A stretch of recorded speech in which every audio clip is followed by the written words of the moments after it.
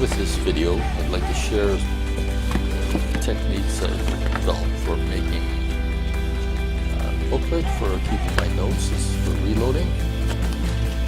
And the technique I've adopted is one where you can place pages and update them and add them, because in this business of reloading and testing ammunition, there's lots of new information and learning coming along down the pike, and what was valid at one time is out of date, needs to be updated again, and there's a lot of challenges involved in keeping a good set of notes and records when it comes to reloading. You can see from the pages here, there's a variety of needs, from making formulas, drawings, figures, text. There's tables, like in the case of ballistics records, for quick reference, formulas, and load information. So the challenge is pretty steep in a way. I mean, it used to be steeper, but you know, where you just have to do stuff by hand and kind of scribble away and make rough sketches and things. But nowadays with computers, you can make pretty good drawings, and you can reuse work that you've done before. So if you've made a drawing of a cartridge or some sights or things like that, you can use that same drawing as the basis for a new drawing and just edit and add new features to it. You can set up a page once. You can use that as a template for making additional pages. You can make tables of contents, things that you can update and keep things organized with. And as you can see in the case of these two books, they're actually identical books in terms of content, but one is a very small one and one's a larger one, but really they're both made using the same electronic footprint. So that's what I'd like to show you how to do.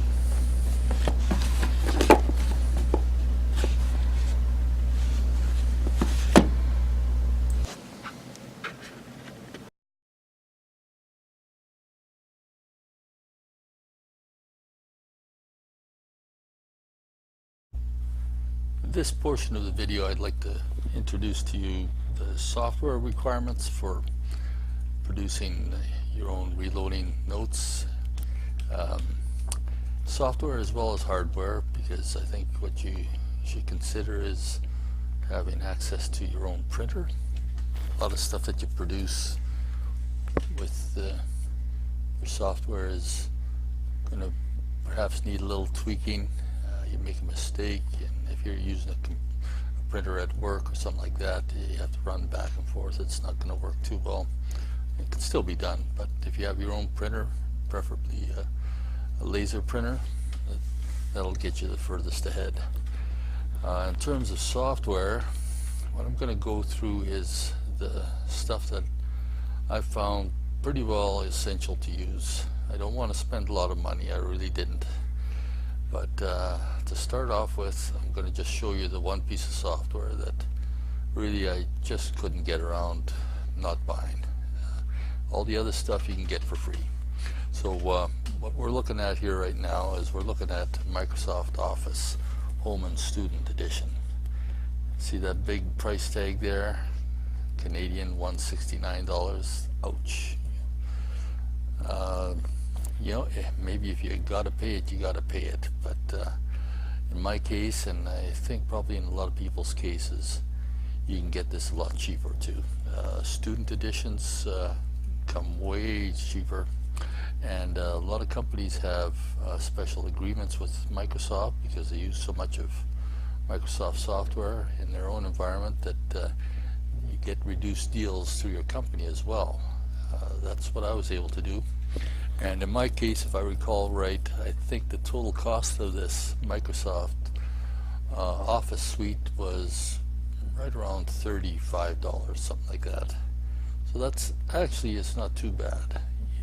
because what you get with Microsoft Office is some pretty powerful software, and it'll let you do some stuff that I've looked around and it would be hard to duplicate any other way, especially when it comes to things like making drawing formulas, writing them down in electronic form. We've got an interface that's just incredible for doing that, which I'll show in another video. You also have Excel, so you can create a lot of your content in an Excel spreadsheet and then just take the cells from that spreadsheet and pop them into a Word document, and away you go. So take a good thought about getting Microsoft Word at least, and maybe just get the Office suite while you're at it, so you have Excel. Now you can purchase that stuff online, as you can see here. I've just gone to the Microsoft site, and the other portions of software I'd like to show you are the free stuff. Adobe Acrobat Reader is free. There is an expensive one, one that you have to pay for, and I think it only comes through monthly rental agreements, which really kind of sucks in my opinion. But so I'm not going to buy that. But the free version is actually pretty good, and you might wonder, why am I using Adobe Reader when I have Microsoft Word? The biggest reason for using it is because it prints really nicely. The kind of booklets that I'm producing are these small ones meant for a binder, and I like to print those pages in what's called booklet format. And I found with Adobe Acrobat that it has a booklet printing mode that works just superb, and it works for both the 4x6 pages as well as these little 60 by 90 millimeter page binders that I also use. So for that reason alone, Adobe Reader is well worth incorporating into your tool set, and it is free. The one thing that's lacking with Adobe Reader is the necessity sometimes to combine several Adobe documents together into one larger Adobe document, so you can just print out a whole page of a whole booklet or a whole section with contiguous pages. And it's only the professional product that gives you that capability of combining files. So if you need to do that, there's still a way out that's free. You can go to this website here called online-to-pdf.com, and it lets you just go and select a bunch of files. Maybe I can show you what I do here, for instance. And if I pick up some files, reloading booklet, here's how I've organized my files. So here I have my files. I named them in a way that they sort alphabetically in the order that I want them to. So I could take these ones here and add them to this PDF combiner here, and then I just convert them, and what it does is it uploads the files first, then it takes all these PDFs and it stitches them end to end basically, so they're all one after another into one large file. Once they're all processed, then it downloads them to your download folder. So you can see down here we got the combined files. So if I was to open that up, I'd have all those files combined into one. That's especially handy if you're combining different tools together, like Word and GIMP and Inkscape, these drawing programs. You can take your products, convert them all to PDF, which all of these pieces of software are capable of doing. They can save to PDF, and especially when you name them in the proper way so they sort in the right order, then you can combine them all into one document works pretty slick. Now, as I've done this more, I'm starting to find that really all I need is Word, and I can embed images and drawings and things like that into the Word pages. And so all I really need the Adobe Reader for is just to print in the booklet mode. So, but even for that, it's still very useful. So that's how you can combine your Adobe PDF files if you need to. Now, the next piece of software is one that's probably the one you'll use the least or need the least, but that's GIMP. GIMP is basically like your free Photoshop made from the GNU organization. It's not as good as Photoshop, but it's actually not bad, and it's free. So this is something that's, if you don't have Photoshop and don't have a lot of money, this is well worth getting some expertise in using. You can use it for a lot of things, but one of the ways I use GIMP is when I'm working with Inkscape. Now, Inkscape is kind of the free version of Illustrator, an Adobe product. Illustrator is just, it's almost essential if you want to go all the way in making anything you want in terms of your reloading notes, if you want to incorporate pictures and things like that, drawings. But Adobe Illustrator, again, like the professional version of its PDF reader, it's expensive. So I went and spent some money on Microsoft Word, and that was as far as I was going to go. But Adobe Illustrator, you got to pay a monthly type of rental fee for it again, which is something I really don't like. So really all you have to do is you have to get Inkscape. And Inkscape is a very good drawing program. There's really nothing wrong with it. It's not as good as Adobe Illustrator. If I had the choice, I'd use Illustrator, but Inkscape is pretty good. It's a little bit glitchy here and there, but it's very usable, and it's been around for a long time. There's lots of videos and web pages on how to use it, so plenty of support. You can get really good with this. So Inkscape is also a program that when you're drawing, let's say, a part of a gun or a cartridge, once you sit down and start to do that, you find it's not that easy to produce an accurate picture. But one of the ways I found that makes it easier is just use something like GIMP. Take a photo of it, of what you want to draw with your cell phone or whatever, and then import that photo into GIMP, and you can resize it and do whatever you want, and then you can just copy the photo into the background of the page that you want to draw on with Inkscape, and you basically just trace around the image. Once you finish drawing your object that you want to draw, then you can just delete that image off the Inkscape page, and you're left with a really nice drawing done in a short period of time. So you get all this software together, you basically focus on Microsoft Word. With that, you can take Inkscape drawings and you can just do a copy of an area on the drawing, and you can just get your Microsoft Word page and you can just paste it in there. And in other videos I'll show you how to do that. But rest assured that if you have these pieces of software, there's not much that you can't do. So let's move on to the other stuff next.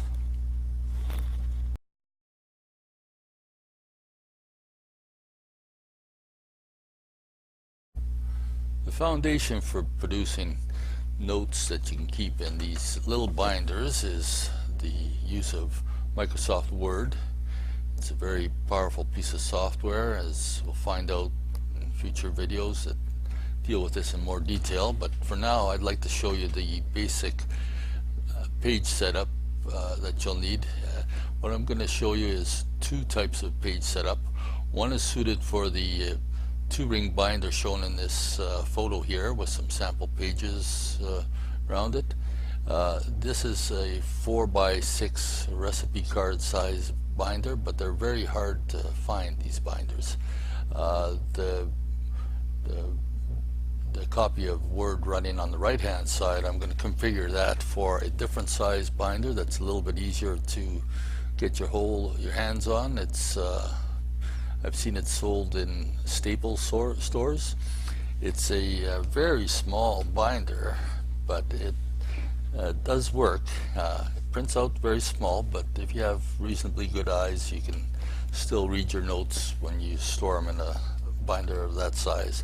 The binder I'm thinking of is one that has pages that measure 2.36 inches wide by 3.6 inches high. Well, that's roughly the size anyways. It's a small binder, and it has 3 holes in it. So what I'm going to do is I'm going to show you how to set up the page for the 4x6 on the left and the small one on the right. So let's begin. And what I'm going to do is I'm going to go to Layout. Let's click that. I'll just start by selecting the drop down for the margins. Select Custom Margins. And the first thing I'm going to do is not set these top fields. Go to Multiple Pages, and instead of Normal, select Mirror Margins. The reason for doing that is, as you can see down below here, that will cause 2 pages to print side by side, because what we're going to do in the end is we're going to export this to PDF, and then when we send our pages out to the printer, we'll be printing them in a booklet style, so you get 2 pages on each side of your 8.5 by 11 sheet, which is very efficient. It makes for a lot less work when it comes to trimming them for use in the booklet. So we have mirror pages selected, and for margins we'll deal with that next. The margins for the 4x6, what I've found works best is 0.5 inches for the top. For the bottom, 1 inch is good, the default. For the inside, we want to have 0.6 inches, and for the outside it's 0.75 inches. I'll just mention that inside and outside, those fields won't appear unless you have mirror margins selected. So that's why I started off with doing that. Okay, let's move on to the paper tab.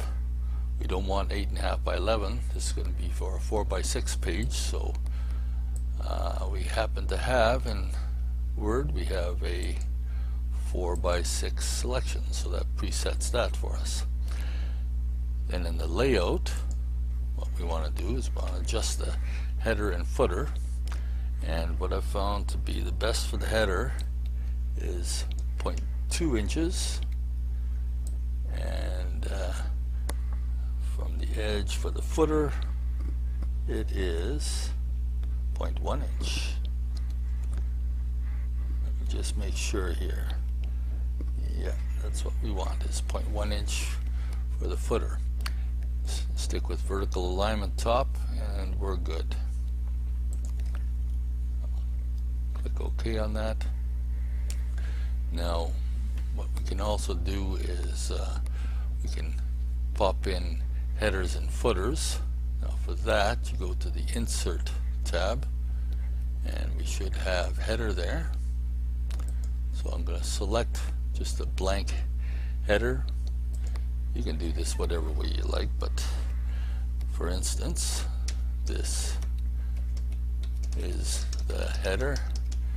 If you're producing your notes, you might want to have a whole section with one header. So this is totally up to you, but I'll show this as demonstration. Let's see, I center this. I found that for the header, let's see, what kind of size was I using? I was using something like 14 for the header, but you know, use whatever you like. Let's get this view so that I can see the whole page. Next I'm going to go and I'm going to set the footer, and for that you can just select that, And let's say we just select that. There, it just punched in a footer value now. And if you want to get out of the header and footer setting, you just double click and you're ready to insert your content into the page. What I've found for size of text is, in order to make it readable, I think I've gone with Calibri 9 point for this is some body text, and for headers, you know, a little bit larger, a little bit bolder. So we're now done with that. Let's go to the next document and let's set this one up for the smaller size binder. That one I want to go then, just like before, go to layout, and I'm going to select custom margins. Wait for that dialog to come up, and first thing we do is we select mirror margins. Then for our margins, we're going to use 0.3 for the top in this case, and for the bottom 0.36 inches, and for the inside 0.36 inches, and for the outside 0.45 inches. Don't ask me why, this is just what's worked. So make sure portrait is selected. Paper, we don't have a preset size, so I'm just going to go and I'm going to select custom size, and I'm going to enter in here 2.36 inches and 3.6 inches for that. And then I'm going to go for layout. For the header, I want to have 0.12,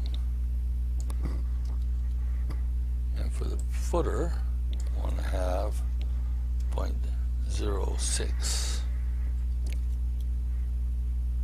So, oops, 0.06. Oh, I got two decimals in there. Okay, let's pop that in there.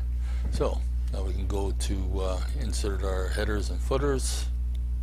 Let's go with a blank like I did before. This is some header text, and we want to go to the footer, where you can see my footer margins are showing here as well. If I want to go to the footer, I got to go back to the insert,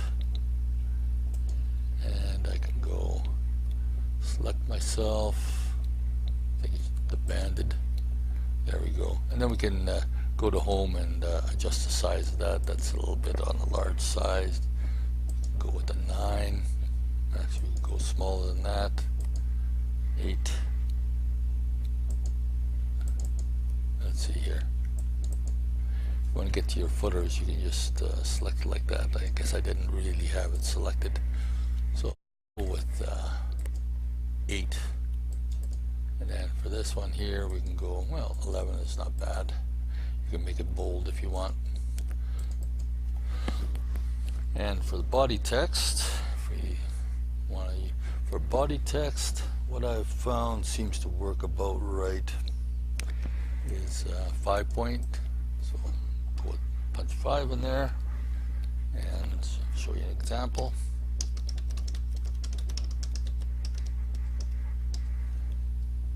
This header here is probably a little bit on the large size. It shouldn't be that large. It should be more like 7 point is good enough. So, and we should have it centered as well. So this is basically a page setup for the small binder and one setup for the large one. Now they both look the same, but that's just because they're zoomed in to different extents. Now that these two documents are created, it's a good idea to save them down as templates. That way if you want to make a new file, a new page for your reloading notes, then all you need to do is just load up one of the templates, and it'll form the basis for a new file with margins and default fonts configured just the way we've done now. So the way you do that is you go to File, and then you do Save As, select your place to save to,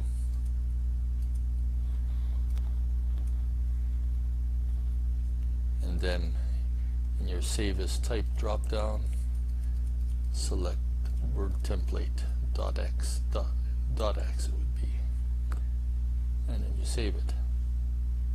That's about it.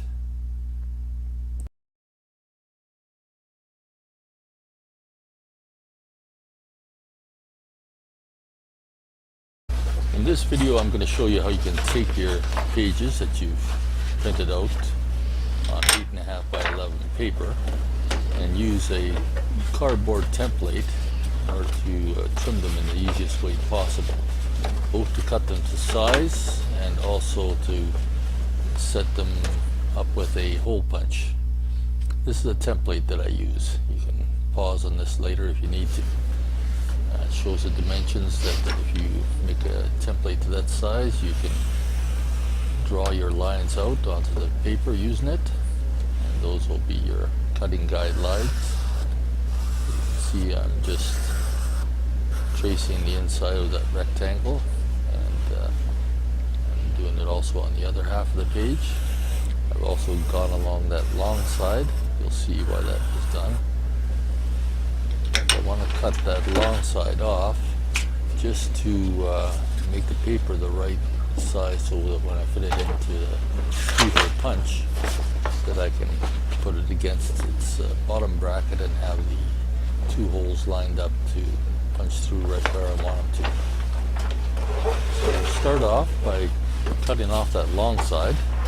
That long side was marked by the fact that that piece of cardboard I used is a little bit narrower than 8.5 inches wide. Again, I'll refer you back to that little drawing that briefly appeared. That's where you can get your measurements. It really helps to use a good cutter like this. It's got a little razor. Helps you line it up real quick. If you're doing a whole bunch of pages, like a whole booklet even, you can do in one shot like this. If you use an X-Acto knife and a straight edge, you can cut through a whole whack of paper, but for just a few sheets, you can do it this way. See, first I cut off that long side, now I'm cutting off the two inside lines there. And you'll see next when I use the hole punch why I've done that. I left a little bit extra on the bottom of each page, in effect, doing it this way. Put together these two sets of pages in the proper order, and make sure you get your holes punched along the right, correct side of the page. So now I have my pages preliminarily trimmed. I'm going to set the cutter aside for a second. My 3-hole punch. So clean up this mess a little bit. Okay. Take that hole punch. You can see there's a little bracket along the bottom edge of the hole punch. I'm going to put the paper in there, and I'm going to slide the paper all the way back to that guide there like that, and it stops. Because of where I've trimmed the bottom edge of the paper, I'm going to line up the holes in a consistent place every time I do this. You want to have all your pages in your booklet line up. So now that I've got the holes punched in the correct location, now I'm going to trim the bottom of that page again. This is just the simplest way to do it. There are other ways, but you want to get those holes punched in a precise way so that pages go into your booklet, that they all wind up even. It's easier to page through a book when the pages are all flush with each other. So I'll just take the long side off.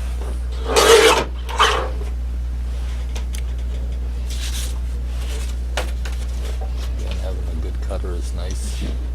But you can also do this with a ruler and a sharp cutting knife. With a cutting knife and ruler, you can cut through a lot more paper in one shot too, which is to do it for sure.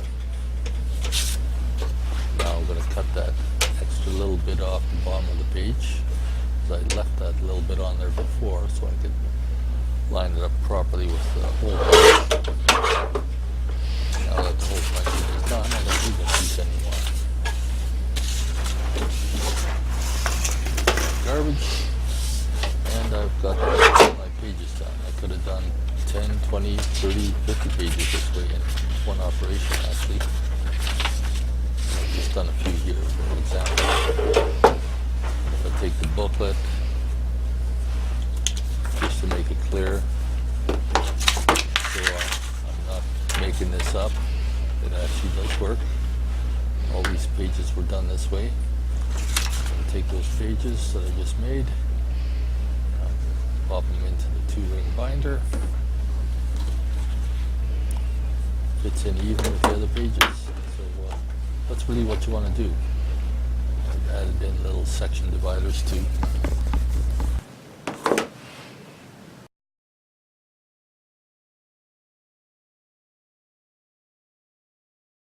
In this video I'm going to show the technique I've developed for cutting the pages that are designed for the small binder, the one that's 60 millimeters by 91 millimeters in size for pages. I use a cardboard template. These are the dimensions I use for it, and these dimensions suit the types of margins for the documents that I've described in another video. So I can just line up the page with that piece of cardboard and trace the rectangle onto the page, and then I take this insert that had been cut out, but it has the holes in it that I have to punch for the 3-ring binder. So I can just place that insert back into the rectangle and draw the holes right on that page. Now since I'm printing on both sides of the paper, I'm flipping the paper over, and I'm going to just do the exact same thing on the other side. Trace out the edges of the paper, take that little insert and just mark where the holes are for the binder.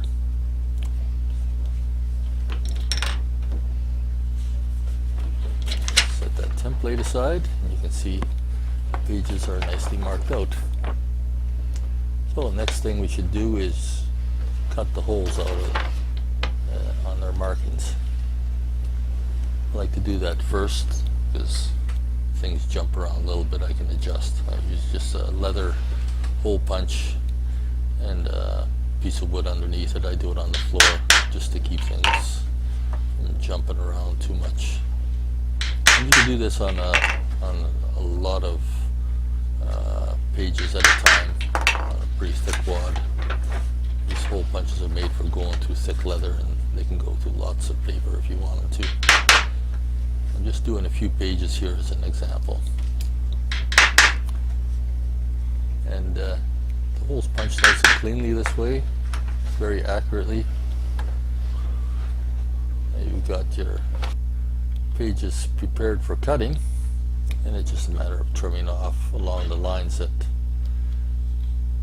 we traced out using that cardboard template. Cut off one edge. This is where having a good cutting board comes in handy. You can see it has a little laser beam that's really handy. You can line things up and cut very precisely that way. It's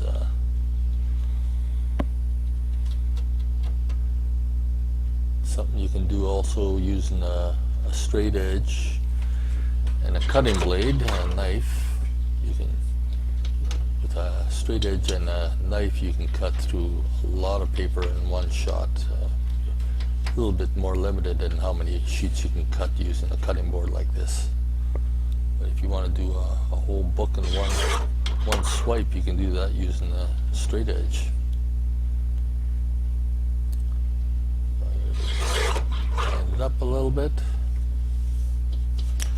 I guess I could have done the bottoms of these pages all in one shot,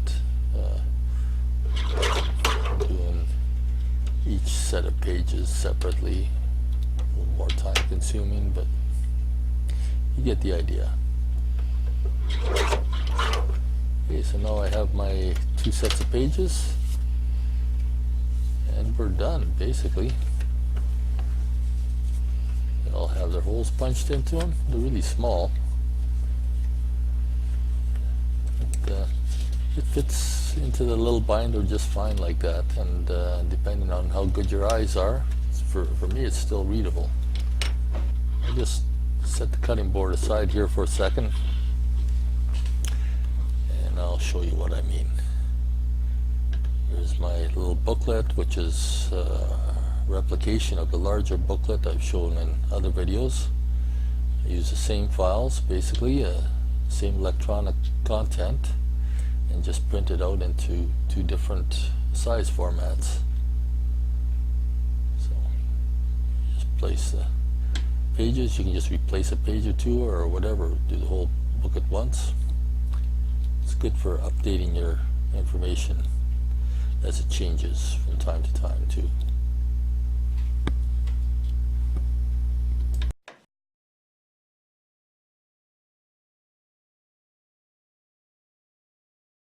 In this video I'm going to show you how to take the software that I introduced earlier, the Inkscape and Word and Excel and PDF, and show you how to put together the content of a document. So here I'm going to fire up Inkscape.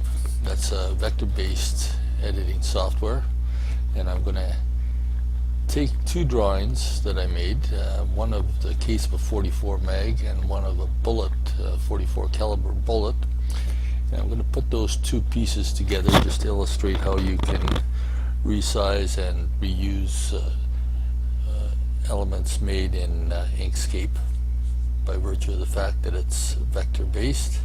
And I'll use those elements to make an image of 44 mag cartridge complete with bullet. And I'm going to put that bullet into a new document, a Word Excel document, and then that Word Excel, that Excel document is going to be used in Word to create a page in my reloading notes. So here you can see I've loaded up the picture of a 44 mag case, and I've copied it into a new Inkscape document. And next I'm going to load up a picture of a 44 caliber bullet that I made previously for another section of my notes, and I'm going to take a copy of that and pop it into this new drawing as well. So you can see, being vector based, the beauty of it is it doesn't really matter what size the original was. You can scale it up and scale it down. It doesn't lose any of its precision. It doesn't become grainy or anything like that. So here I click on the image a second time to get the rotation handles on it, and holding the control key down I can make it rotate in increments. Also, when I'm resizing it, I can hold the control key down to keep everything proportional so it doesn't skew or get out of proportion. So here I've reduced the bullet down a bit. I'm just going to move it over, get it lined up, do a little final resizing so I can fit it in the case, and then holding the control key down again as I slide it straight down. That keeps it moving straight down. When I do that, I seat the bullet to the right depth, just like in reloading. Then I'm going to delete some portions of the bullet that I don't want, trim a few little pieces away, and I'll do a little bit of tweaking with this image, show the case crimped in on the crimp groove a bit, and I've got my finished 44 meg cartridge. So with that set on the side, next thing I'm going to do is I'm going to fire up Excel, and I have some data in a worksheet already in Excel regarding this load. And as you can see, Excel works pretty good for organizing your information. What I'm going to do now is I'm going to take that image, I'm just going to copy it, and I'm going to paste it right into this worksheet, and it drops in nicely. It's done in an SVG format, which is vector format that obviously Excel understands and knows how to work with. So you can see I can resize that bullet, I can move it around, and now once I've got it located where I want, I'm just copying that whole set of cells into the clipboard. I bring up Microsoft Word and insert a page break, so I have a place to put this new page of loading data. Here I just went and pasted, and you can see that doesn't work well. It doesn't size to the page, but if I right click and select the special picture paste mode, then it pastes in nicely and sizes itself correctly for the amount of page space available, which is just another one of those really nice smart things that Microsoft Word is able to do for you. One of the reasons why I thought it was well worth spending a few dollars on. So here I've pasted in that entire Excel page. What I'm going to do now is just insert another page, and I'll show you that alternatively I can go straight from Inkscape and copy and paste the image I've made in Inkscape directly into Word as well. So here I copy that bullet again, and I'll paste it into this page, and you can see that it shows up with the handles and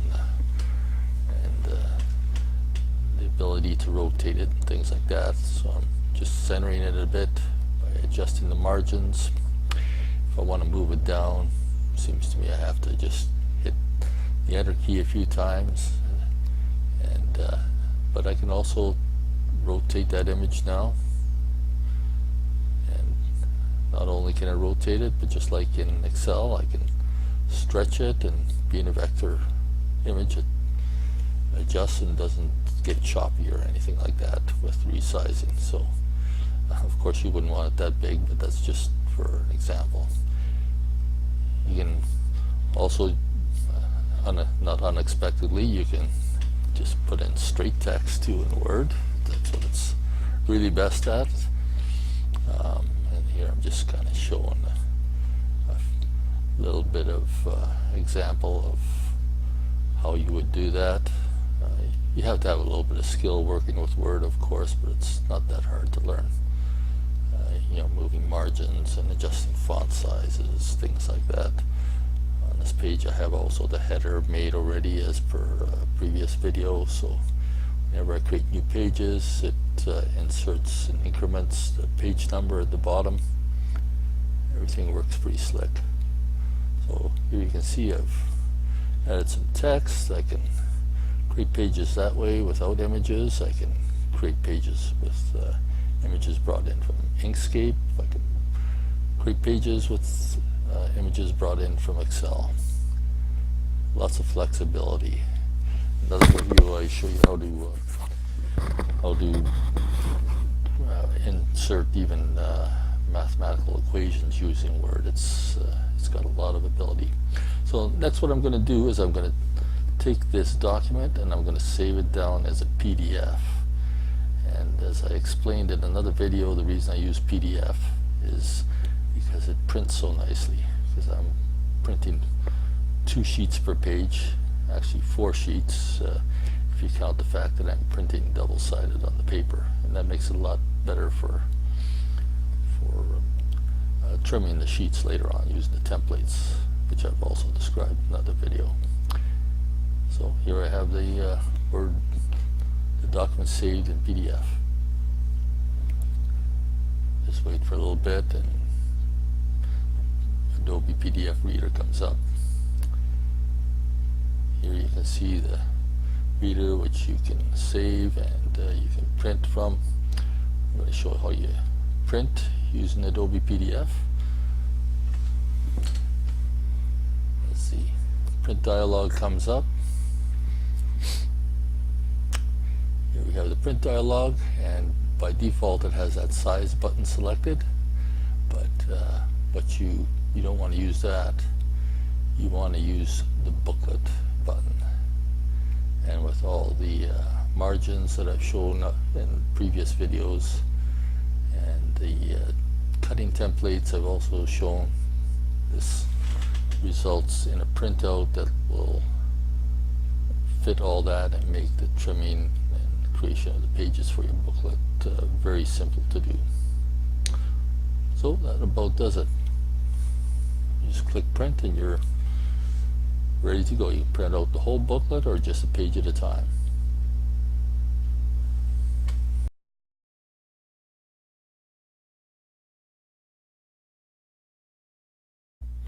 To wrap up, I'm going to show you how to make equations using Word. This is one of the software's more powerful features. So in order to produce this equation for standard deviation, it's shown on the left, which I've done in the past using Word. I'm going to do it over here just as an example. So I'll go to Insert, and I'm going to select Equation, and I'm going to select Ink Equation, and I'm going to make this equation just by drawing it. So I'm going to start like so. I'm going to make it big because using a mouse, things are kind of wiggly. So it doesn't hurt to do this stuff big. So let's start off by making the sum sign.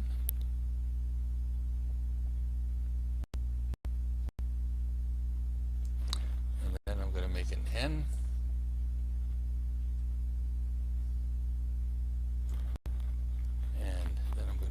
I, and I found that making eyes using a cursive style with a dot on top seems to be best recognized, and I'll put an equal sign.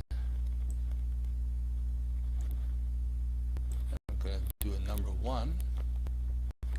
Find number 1s are recognized easier if you make them distinctive with that little tick on the top. Now let's do the top part of the equation. Let's put a bracket here. Let's put an X, and then let's have another one of those eyes.